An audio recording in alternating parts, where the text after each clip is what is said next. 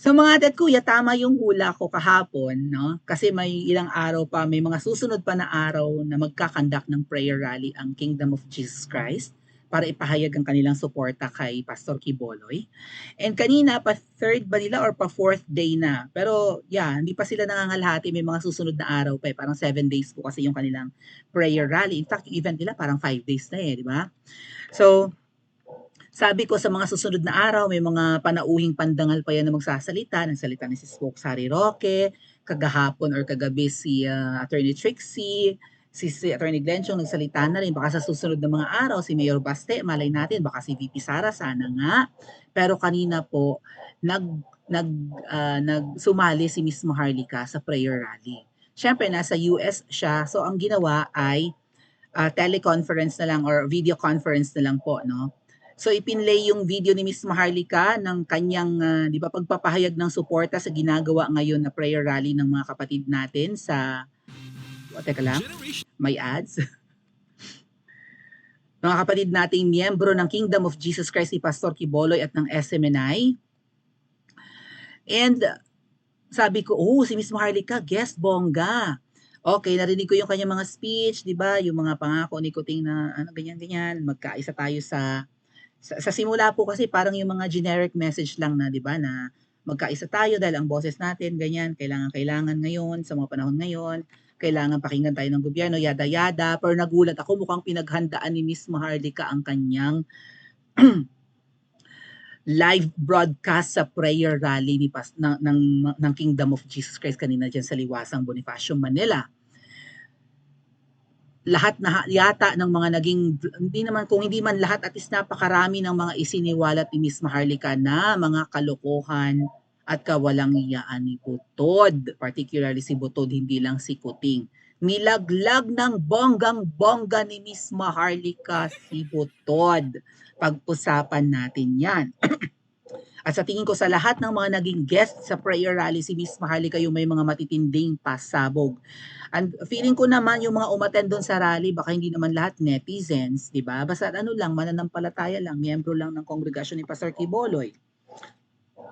Miyembro lang ng kanilang religious group, di ba? Yung iba doon, mga ano rin naman, mga katutubo. So malamang yung iba hindi naman talaga aware sa social media, baka nga hindi pa nila or baka hindi pa sila familiar kay Miss Maharlika. Dito talaga dapat mangamba si babaeng ahas dahil ang daing pasabog ni Miss Maharlika laban sa kanya at sa gobyerno ng kanyang asawa. Ang dami ring ni-name drop ni Miss Maharlika from Sayaro to Chandiramani. And of course, hindi lang ito napapanood lang sa channel ni Miss Maharlika, sa YouTube, sa Facebook, kundi doon na sa Liwasang Bonifacio, sa mainstream media ng SMNI, di ba? At sa mga bystanders, mga ordinaryong mamamayan, lalong lumalawak yung reach ni Miss Maharlika. Although ang social media, syempre, ay, may ads pa, sandali. Ay, powerful naman dahil worldwide po ang Facebook and YouTube, 'di ba? Pero syempre hindi lahat kasi ay makakapanood or kilala si Miss Maharlika, but this time ibinigay sa kanya ang platform ng prayer rally ni Pastor Kiboloy at ang daming nilaglag, pati si Michael binanggit ni Miss Maharlika. Kaya dapat mangamba ka na, Jubaying Jahas at Kuting. Oh, ano, nakaalis na ba kayo? Sa Lunes pa po yata alis nila eh. Kailan ba yung 13? 13 po yata ang alis nila. So that would be on Wednesday next week. Probably Wednesday next week ang alis. So malamang nandito pa sila sa Pilipinas kung nakauwi na sila galing sa paglalamierda nila sa Australia. Ang hilig bumiyahe, ang mga Pilipino gutom, matitigas, manhid. Bukas may pa-concert sa kung saan-saan, pagkakaisa concert. Ano ba yun? Sama-sama concert, kung ano pa mga pautot ka pa.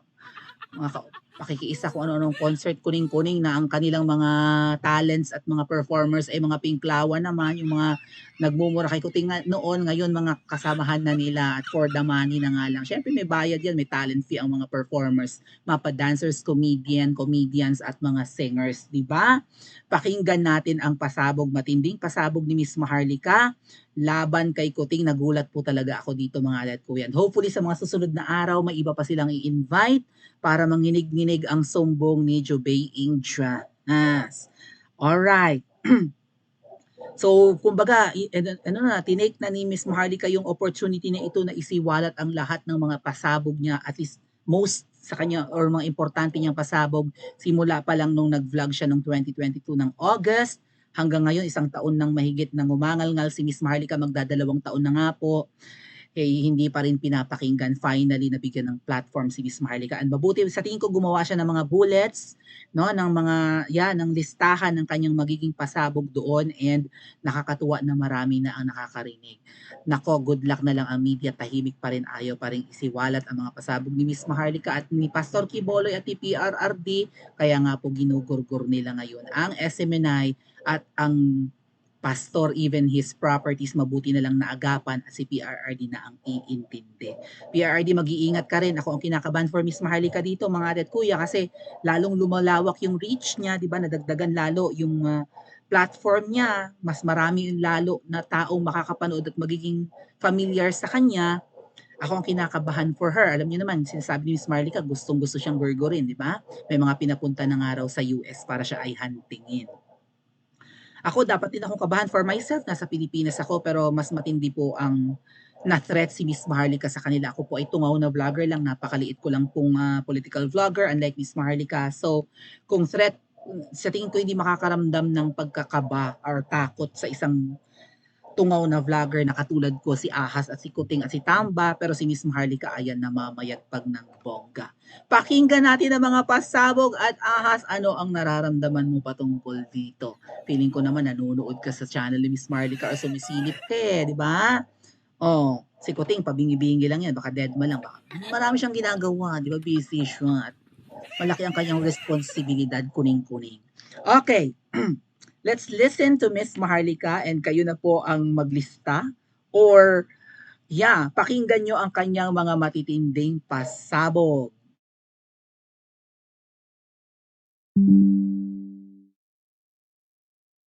Noong 2015 hanggang po sila ay manalo. So sumuporta po ako sa gobyernong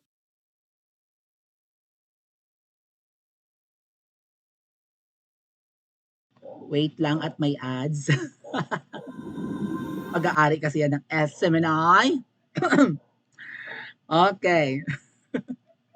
Kaloka. Marcos Araneta dahil mga kababayan, sa hindi pa nakakaalam, hindi naman po talaga si Marcos Jr. ang nagpapatakbo ng Pilipinas, kundi ang kanyang ahas na asawa na si Liza Araneta Marcos, na siya ang nagdedesisyon kung bakit nagkaletse-letse ang ating gobyerno o ang ating bayang Pilipinas. Tinulungan ko po sila ng walang kapalit na anong halaga dahil naniniwala po ako noon na siya ay dinaya at ang kanyang intensyon ay para talaga sa pagbangon ng Pilipinas.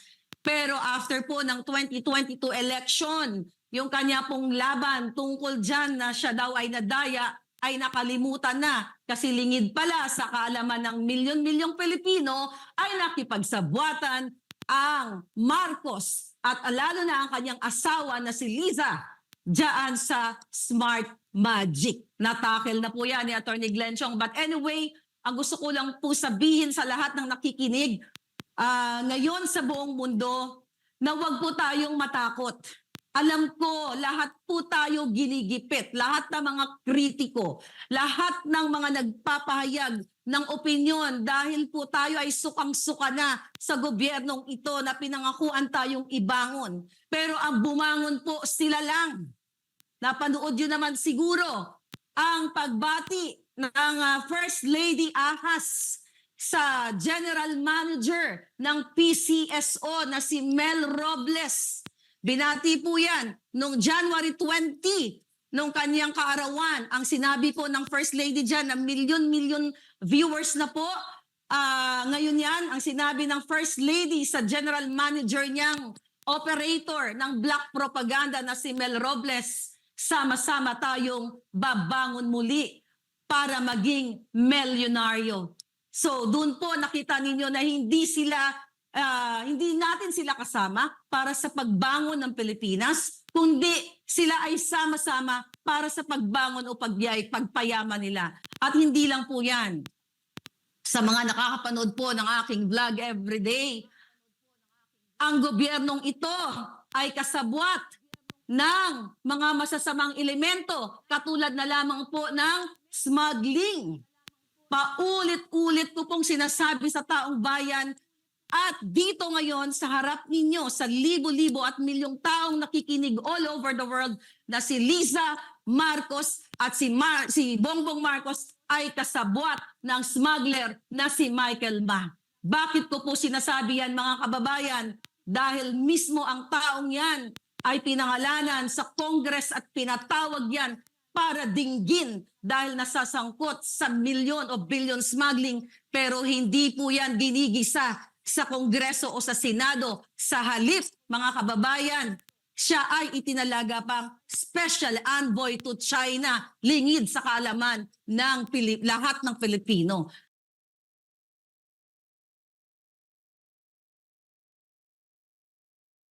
So akalain nyo mga kababayan na may presidente kayo, may first lady kayo, nakasabwat ang mga smugglers? At hindi lang po yan, even ang isang taong involved, nasa dyaryo po lahat yan, ang mga sinasabi ko, na si Mark Anthony Sayarot na hinuli ng PIDEA at ng PNP noong November or December noong 2022 dahil siya ay nagmanufacture ng pulburon, mga kababayan, dahil kaibigan ng Marcos at ng Araneta, siya po ay malayang nag-e-enjoy, naglalabas-pasok pa sa bansa at kasama pa nila sa kanilang state visit. Yun po ay nahulihan ng pulburon na nagmamanufacture dyan sa Ayala, Alabang. Pero sa halip na ikulong at pahiyain dyan sa Senado katulad ng ginagawa kay Pastor Quiboloy, binigyan pa po ng proteksyon ng buwaka ng inang gobyernong ito na Marcos Jr. Another issue po, Sa bawat lungkot, May ads na naman, sandali lemang. Oo.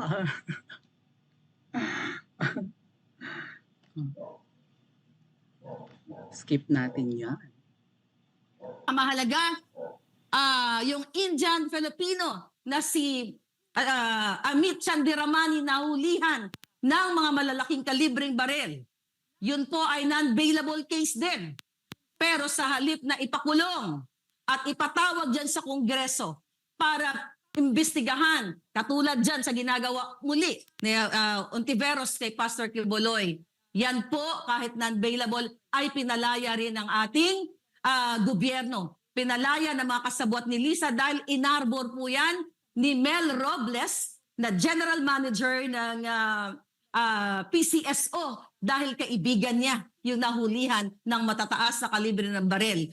Ulitin ko po muli, confirm po yan. Dahil mismo na may kaibigan ako sa PNP, tinawagan ko kung totoo ba. At kaya ko po yan tindigan sa kahit sa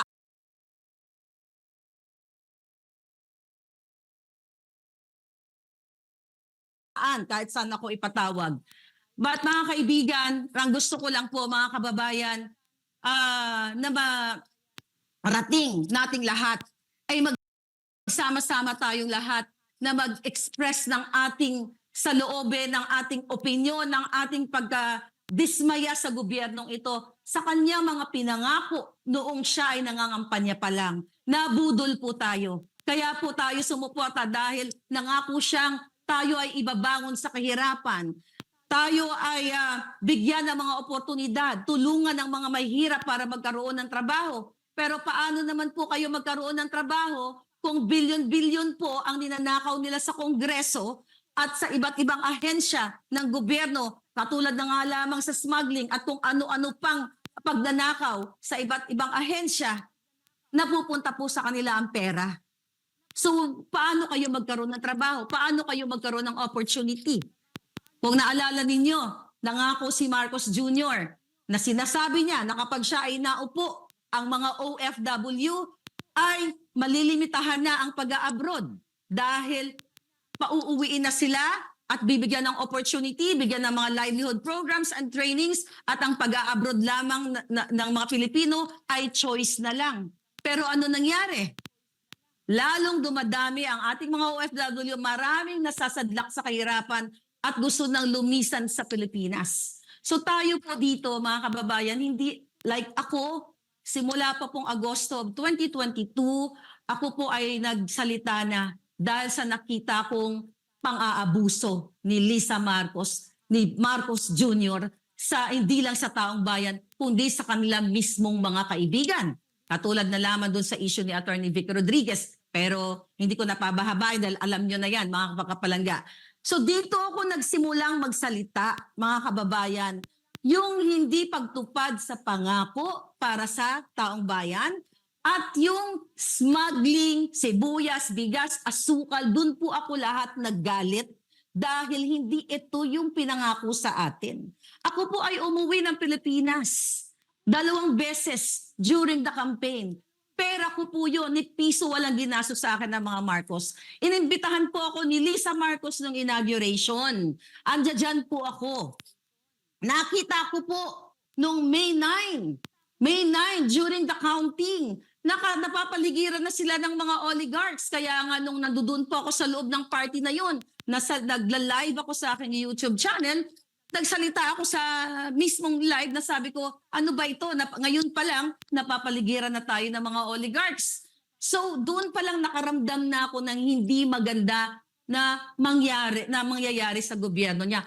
Pero dahil po ako ay diehard at loyal supporter ng mga Marcos, ayoko pa po magsalita noon dahil nakakahiya naman sa mga dilawan. 'Di ba? Baka sabihin nila, o ayan, yan ang napala ninyo. So nag-hold po ako for since June, July, and yung August, medyo hindi pa rin ako nagsasalita. Medyo blind item muna. Hanggang sa dumating na nga po itong January of 2023, talagang inilabas ko na ang nararamdaman ko at hindi lang nararamdaman ko, nakikita kong pang-aabuso sa kaban ng bayan at pang-aabuso sa ating lahat. Okay, so yeah, maraming nilaglag na pangalan si Miss Maharlika. And also tama yung sinabi niya, no? Nangako si Hello Kitty na ang pag-abroad, ang pagtatrabaho at 'di ba, ang career ng mga OFW ng paglabas ng bansa ay magiging optional na lang. Or kung may gustong mag-abroad ay parang bahala ka na kung gusto mo kasi gagawan nila ng paraan na maging available yung trabaho sa atin, yung career and opportunities na malaki ang sweldo. Pero 2 years nang nakaupo si Kuting, 2 years. Magti 3 years na ba? Magto 2 years pa lang. Nakakainip, parang ang tagal na. June 30, 2022 umupo si Kuting. June 30 ng 2023 last year, 1 year niya. Ngayong paparating na June, 2 years na si Kuting, parang ang tagal na. Kailan matatapos. Yan. Oh, so nakakaumay na si Kuting, di ba? Lalo't manhid, walang pakialam, may biyahe ng biyahe. And also yung pangako nga niya sa mga OFW na one day ang mga kababayan natin ay mag-a-abroad ng hindi na sa pilitan. Hindi yung napipilitan dahil walang mahanap na trabaho sa Pilipinas. Kung gusto mo na lang mag-abroad ka, sige.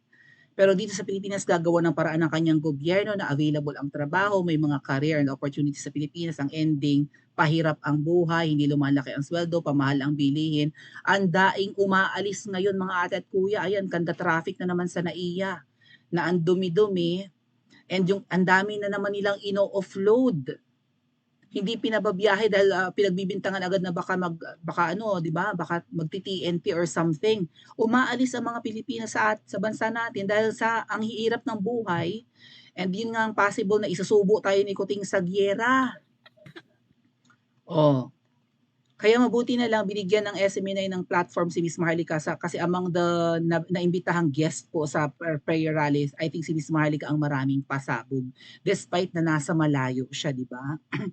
So sa mga susunod na araw, kaabang-abang ulit sino pa kaya ang mga importanteng taong iimbitahan. Malay natin si PRRD pumunta doon. Lalo pat nagbibingi-bingihan ang mga media, di ba? So ito kaya mga pasabog ni Miss Maharlika i-capture ng mga TV networks ng Pilipinas, ng mga radyo, or magbibingi-bingihan pa rin. Alam nyo naman ang mga yan, ang babait, di ba? Bumait silang lahat. Iilan na lang kaming naglalakas loob magsalita, delikado pa ang buhay. Saan papunta ang Pilipinas? Paki-comment po sa comment section at mag-like and subscribe din po kayo.